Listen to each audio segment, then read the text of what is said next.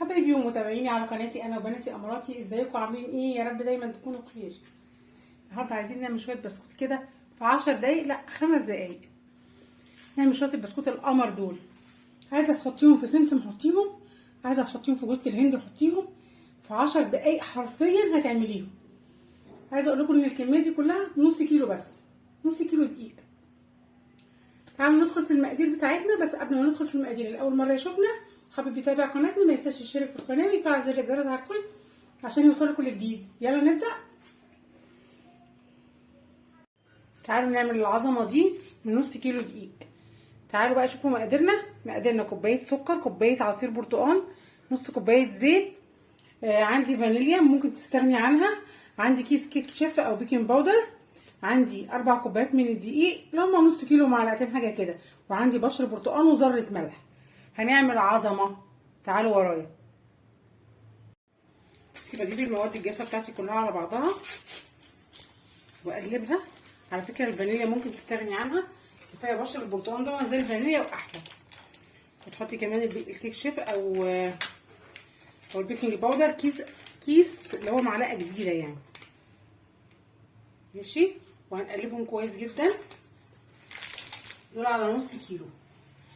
الوصفه دي وصفه بسكوت سريع جدا وجميل جدا وهيعجبكم وهتدعوا لي عليه، مش هياخد وقت خالص خالص. هنقلب كده كويس قوي عشان البيكنج يدخل في كل حاجه او الكيك شيف يدخل في كل حاجه. وهنركن الكلام ده على جنب ونيجي على الخلاط. الوصفه دي في 10 دقايق هتعمليها، في 10 دقايق بالظبط هتعمليها. نيجي على الخلاط بتاعنا. نحط كوبايه البرتقال. وصفتنا المقادير كلها بكوبايه واحده. السكر ممكن تقللي وممكن تزودي براحتك. الزيت هضربهم في الخلاط وارجع لكم، مش هناخد 10 دقايق في الكلام الحلو ده. لما الخليط بتاعنا يبقى كريمي وفاتح كده بالشكل اللي انتوا شايفينه ده، هنحطه هنا في بوله بالمنظر دون.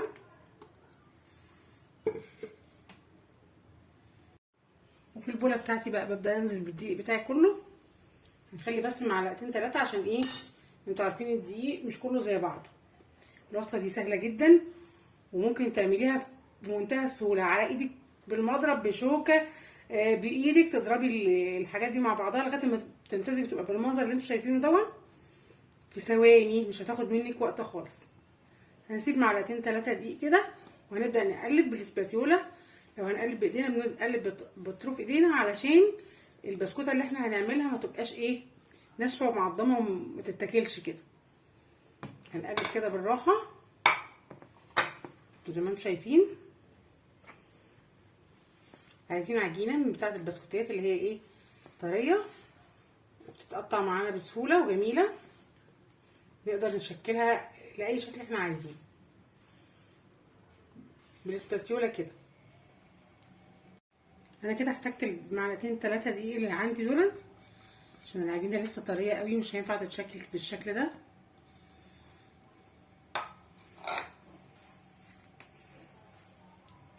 انا بضيع كده دقيق في قلب الايه، الخليط اللي احنا كنا عاملينه،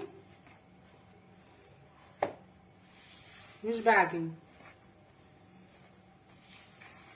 شايفين كده السباتيولا ادخل كل الدقيق في قلب الخليط بتاعنا بالمنظر ده.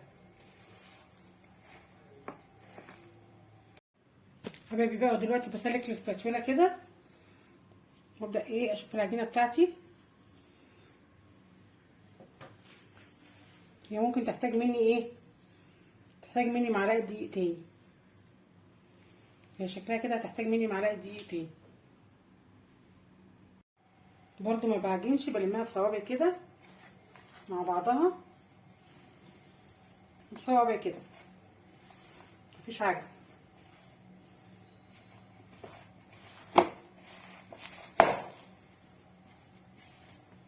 بلمها كلها مع بعض كده.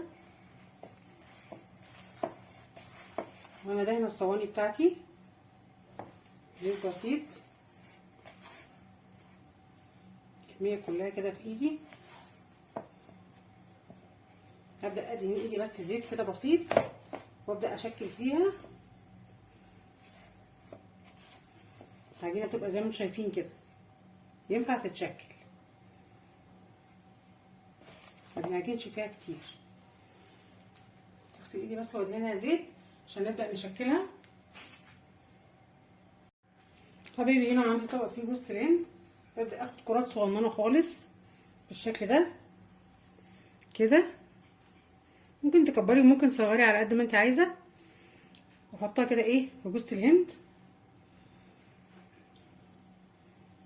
وهعمل شويه كمان معاكم بالسمسم. حاولي تبقى الكرات قد بعضها، حاولي تبقى الكرات قد بعضها. هاخد كده كرات قد بعضها ونحطها في السمسم او في جوز الهند زي ما انت عايزه. بس اهم حاجه تحاولي ايه تظبطي ايدك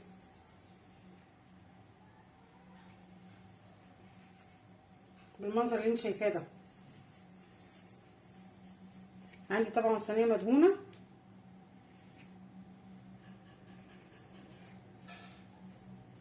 تاخدي كده باطراف صوابعك حتت كده ايه قد بعض، وتروحي جايه عاملاه ساعه كبيره شويه. هوريكم كمان بتتشكل ازاي دلوقتي.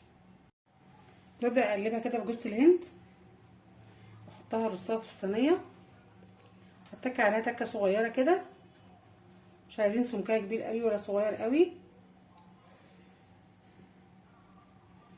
ممكن تعملي فيها شكل على فكره بالمعلقه بالشوكه باي حاجه.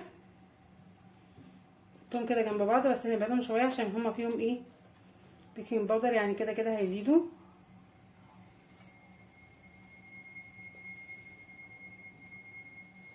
الشكل اللي انتوا شايفينه ده كده. هاجي اقرب لكم شويه الصينيه، اتك عليها تكه صغيره كده بحيث ان هما كلهم يبقوا زي بعض. ممكن كده لو ممكن بقى لو عايزه اعمل فيها شكل كده جميل كده اهو بالمعلقه،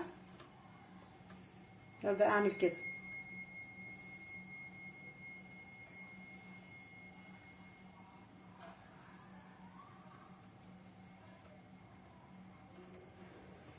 شايفين زي ما انتم شايفين كده بالمنظر ده. اكمل بقى الكميه بتاعت الصينيه دي وارجع لكم. ممكن نعمل البسكوتايه بالطول، نعملها كده بالشكل دون.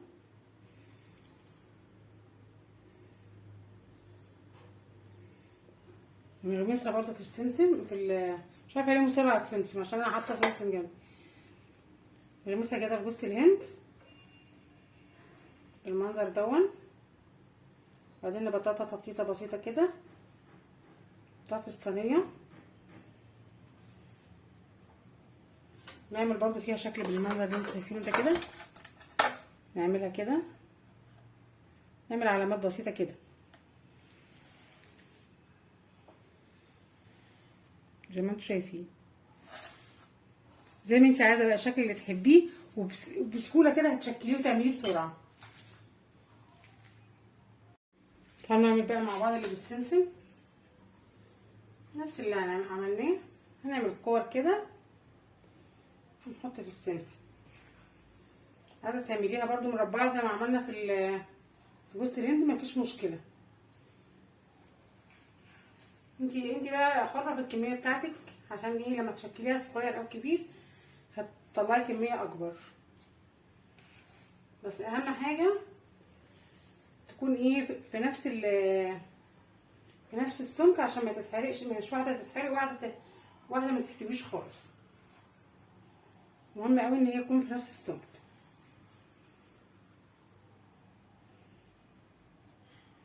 بناخدها نعملها كده اوريها لك بس كده في السمسم بالمنظر دون. قلبيها كويس قوي وعلى الصينيه خديها بالراحه كده، تدوسي عليها بالراحه كده. انا مش عارفه انتوا شايفيني ولا لا. بالراحه كده باطراف صوابعك تدوسي عليها، قلبي في السمسم، حطي في الصينيه. حاولي تخلي كل سمك البسكوت قد بعض عشان ما فيش حاجه تتحرق وحاجه ما تستويش زي ما انتوا شايفين كده. هكمل الصينيه كلها وارجع لكم. هنعمل برضو زي الصوابع كده، لو انتوا حابين تعملوا زي الصوابع اللي احنا عملناها في اللي هو بالبتاع ده جوز الهند، مفيش مشكله. اهي شكلها يجنن وريحتها تحفه تحفه تحفه. ريحه البرتقال فيها جامده جامده. اتمنى تجربوها، هتعملوها وتدعوا لي.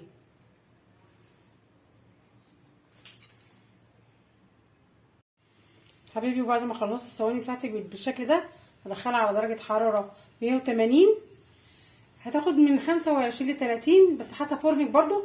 كل شويه بصي عليها ماشي. نشوفها كده لما تطلع.